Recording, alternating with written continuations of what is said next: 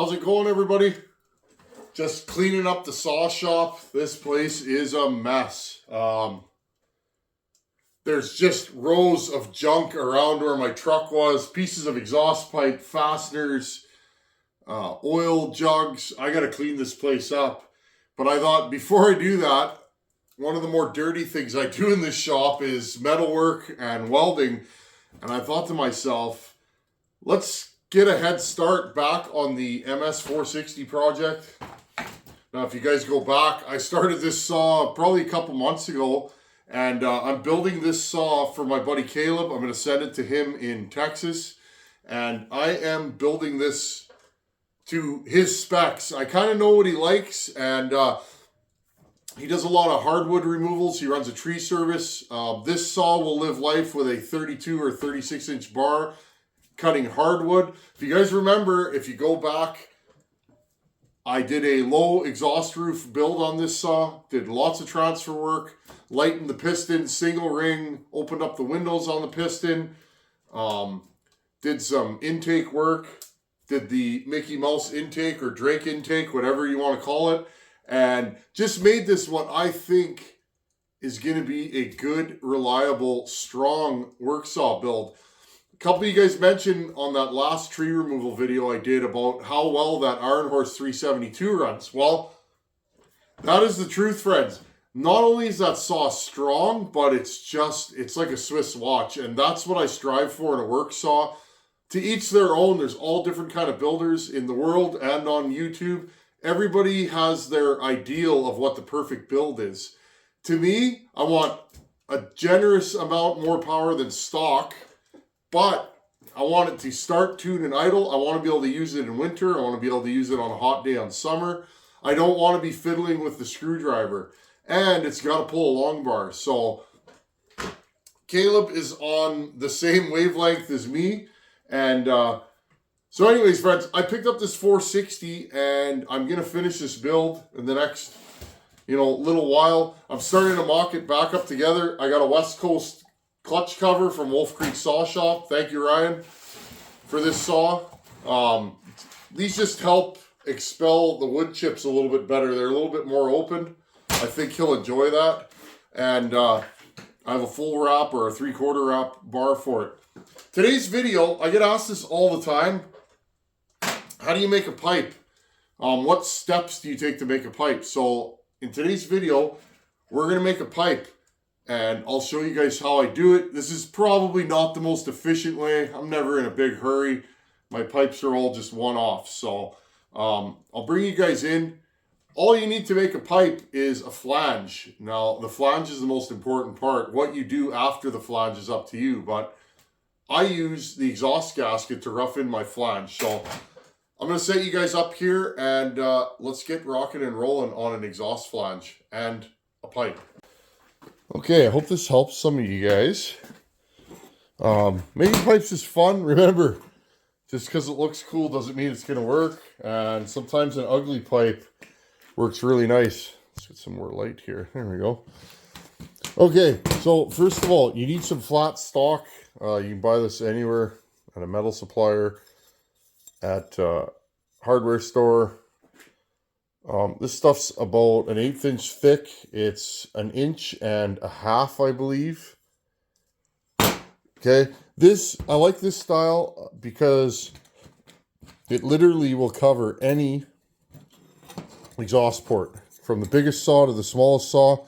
And by cover, I don't mean it's the right size. I mean, it'll cover the exhaust port and give you enough room to work. Okay, so first thing I do, I take the exhaust gasket here and I line it up straight on the flat stock. Hold it with my finger. Now you can do this with a transfer punch, but I try to keep things simple so that everybody can, putter and horse around in their shop like I do. I don't have every tool. I got quite a few. But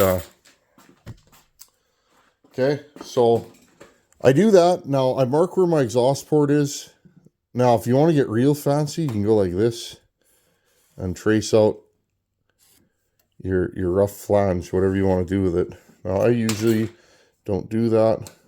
I shape the flange last, not first. Okay, so you got this all marked out. Now I take a punch. Okay, hammer your punch in there. Really line up your lines. If you got to measure with a tape measure, if you're not super good at eyeballing stuff, I would do that. Because where the holes are is the most important thing.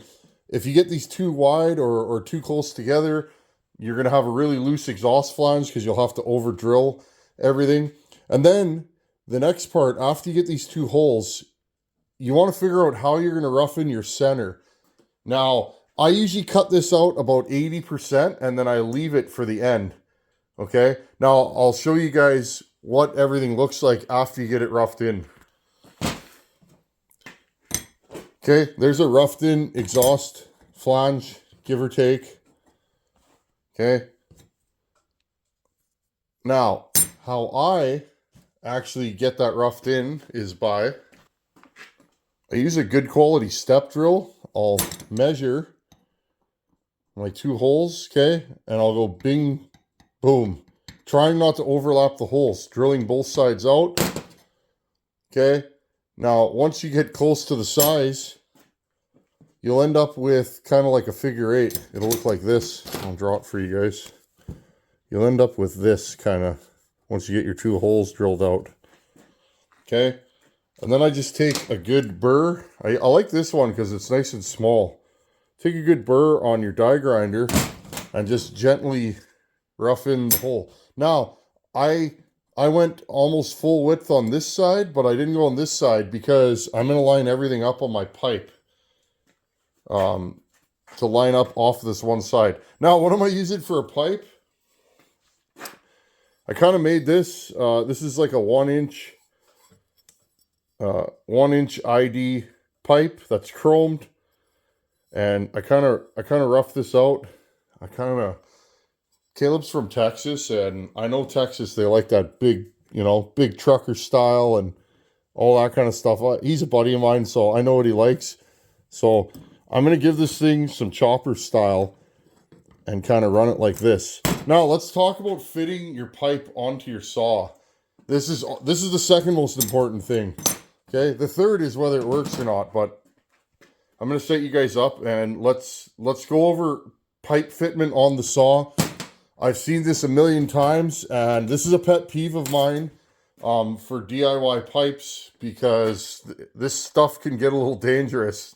Don't laugh because I'll show you guys. Okay, so here's your saw, right? Here's your saw. Make sure your pipe is super clean inside. Don't get anything in that exhaust port. Now, when you're roughing in this pipe, be aware of where the exit is, okay? You want it blowing away from the user. You don't want it blowing straight sideways usually, at least I don't, because think, if I got the power head up like this and my pipe is blowing straight up, well, guess what? I could be catching that in the face, especially when you're falling, you're doing your face cut and you have the power head like this. If you're cutting from the left side of the tree, I'm using my sight. Well, guess what? My head's directly over top. Also, some pipes aren't too bad, but be aware of where it exits. You can start a fire. Okay, and if you got a wrap and your hand is here, make sure it's not going to blow on your hand. Now, the wrap bar for this saw is going to be about right here. Okay, so make sure that exhaust is not going to blow right on your hands, because you can burn yourself really bad. Another thing, if you have pipe like this, make sure if there's any rust inside the pipe, make sure you clean it out after real good, okay? But I think we're going to try this. It's a nice, easy bend, and I think it'll look cool, and hopefully it works, because this will look real nice on this saw. Okay, all I'm going to do now, I kind of know where I want it. Okay, mark it out so it's on your flange. Okay, figure out how high or how low. Now, some saws can be really hard to do this because they're so tight. Like that Dolmar, that 7300 Dolmar, I've been building a pipe for that for 6 months. And every time I build a pipe, I get it almost perfect, but it's not. And it ends up not working out. And again, make sure it doesn't hit your chain brake. Make sure it's not going to hit the dog. Just kind of eyeball it. I think I'm going to have this somewhere right about here. Okay. I'm going to go tack weld this, and then we can line it up and see if it works. Okay, tack welded the pipe. Now, I think the hardest thing about this design is going to be getting the bolt in. But I think it's going to work. I'm not 100% sure, but we shall soon find out. There we go. That's one thing about pipe building. You got to make sure you can get the pipe on and off. Pipes for chainsaws are not easy because there's not a lot of room. Sometimes I'll even put a little notch in the bottom of the pipe, like say right here, so that I can get a tool in there. I'll literally dent the pipe just so I can get it a little straighter. But honestly, I think this is going to work. Okay. Well, I think this is doable. What do you guys think?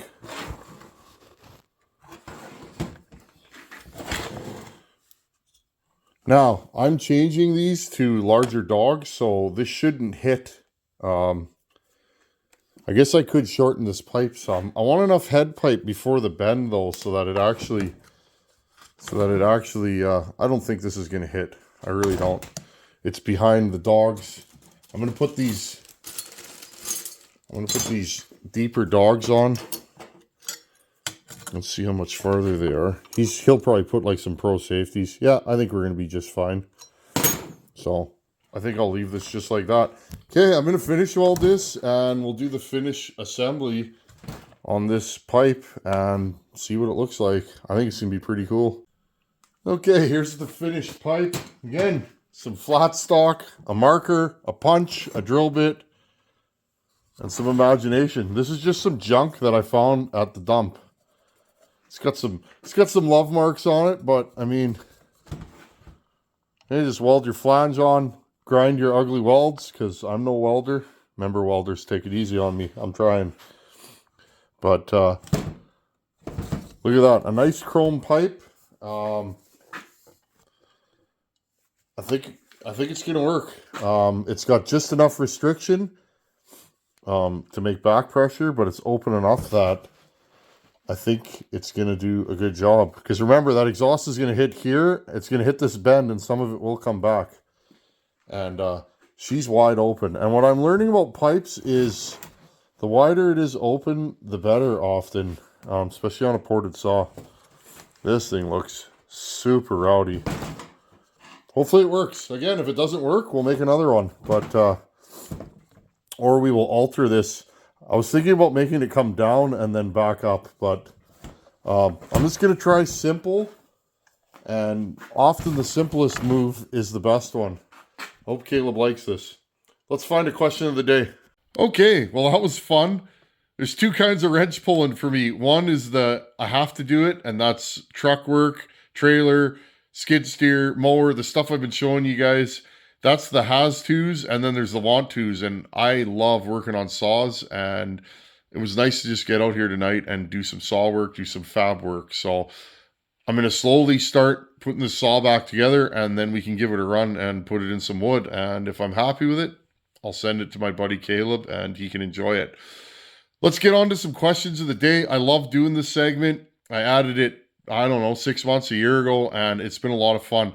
First question of the day is from Joey Woody. Joey bought a aftermarket top end for his Stihl Ms460. He's a little concerned about the timing numbers. The exhaust opens at 102. The intake opens at 85 and closes at 85. 85 plus 85 is 170 degrees total intake timing. Now, you guys that have been watching for years, I don't like to push intake timing more than 160. Is that set in stone? No, it's not, but most saws past 160, they'll get lazy. Part of that is you're not building enough suction, okay? Remember, when your transfers are closed and the piston's pulling up, that's where you get your vacuum from. And then when the intake opens, it pulls vacuum through the carburetor. That's how you get fuel into the saw. If your intake floor is too low, you don't pull a lot of vacuum because you might only move the piston this far and then the intake opens, okay? But if the intake floor is open, a little bit later and you have long timing, you might pull too much vacuum and you might overfill the case and then you get spit back through the carb. Now, one way that you could fix that, Joey, is you could raise the upper transfers. I've been kind of flamed for this in the past, but think about how it works.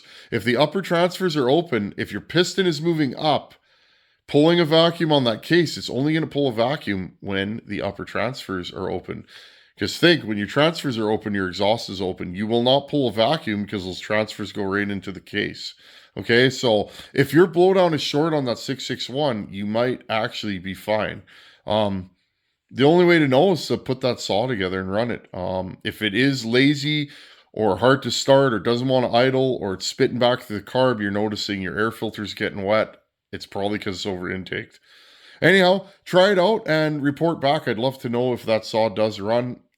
It may not, probably not, but only you're going to find out by slapping that thing together.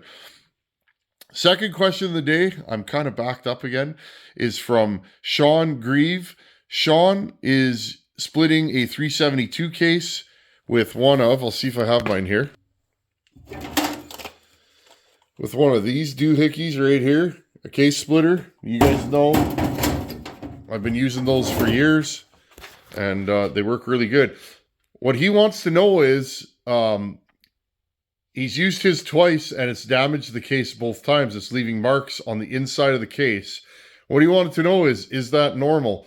That is 100% not normal.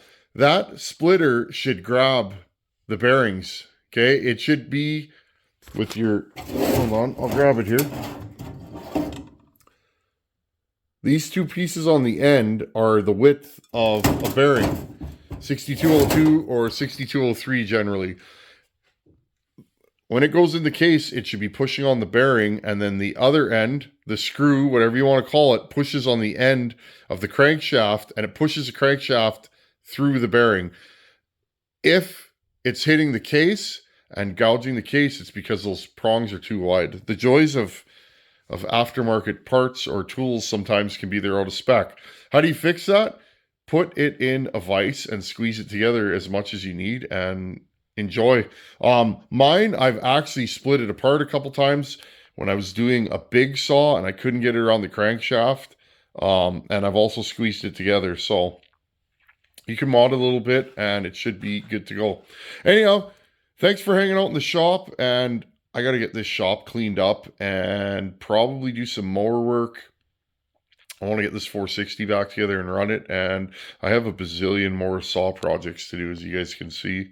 And winter's going to set in fast, and there ain't much to do other than hang out in the shop and work on saws. So anyhow, build a pipe. They're a lot of fun. They're not that difficult. You do need a welder. That's one thing I forgot. You do need a welder. If you don't have a welder, find a buddy that has one. Everybody with a welder usually wants to weld stuff for you, has been my experience. But anyhow, thanks for watching. Take her easy. Later.